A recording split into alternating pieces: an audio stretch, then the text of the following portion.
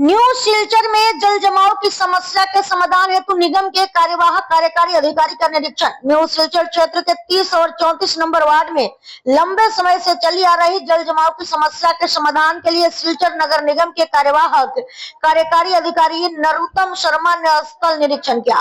5 अगस्त बुधवार को समाज सेवी लिपिका राय के नेतृत्व में स्थानीय निवासियों के एक दल ने नाला नाली निकासी समस्या पर उनसे चर्चा की और एक ज्ञापन सौंपा।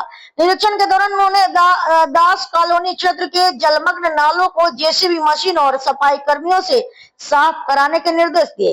पूर्व नगर आयुक्त असीम दास, काजल राय, लिपिका राय, निशी दास गुप्ता और गणेश दास सहित स्थानीय लोगों ने कहा कि यह कदम समस्या के समाधान में प्रभावी होगा।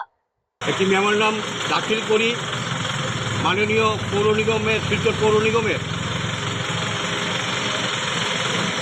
এক্সিকিউটিভ অফিসার শ্রী নরোত্তম শর্মা মহাশয়কে, এবং উনি আমাদেরকে কথা দিয়েছিলেন যে অতি সত্বর এই সমস্যা জমা জলের সমস্যাগুলি নিরসন করবেন, এবং ওনার কথা মতো আমরা দেখতে পেরেছি যে বিগত 2 দিন থেকে ওনার নির্দেশে আমাদের সেই 30 নং ওয়ার্ডের দাস কলোনিতে নালা পরিষ্কারের কাজ উনি 2 দিন থেকে করিয়ে যাচ্ছেন।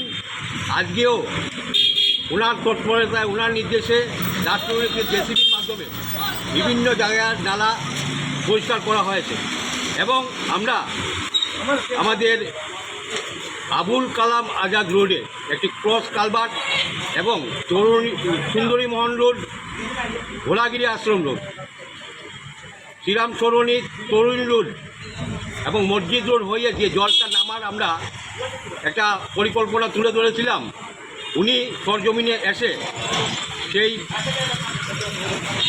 পরিকল্পনা এবং ক্রস কালভার্টের কোন জায়গায় হবে, কোন জায়গায় হলে ভালো হবে, সেটা উনি এসে সরজমিনে পরিদর্শন করে যান, এবং উনি বলে যান যে এটা খুব সত্বর এই সমস্যার বিহিত ব্যবস্থা করবেন।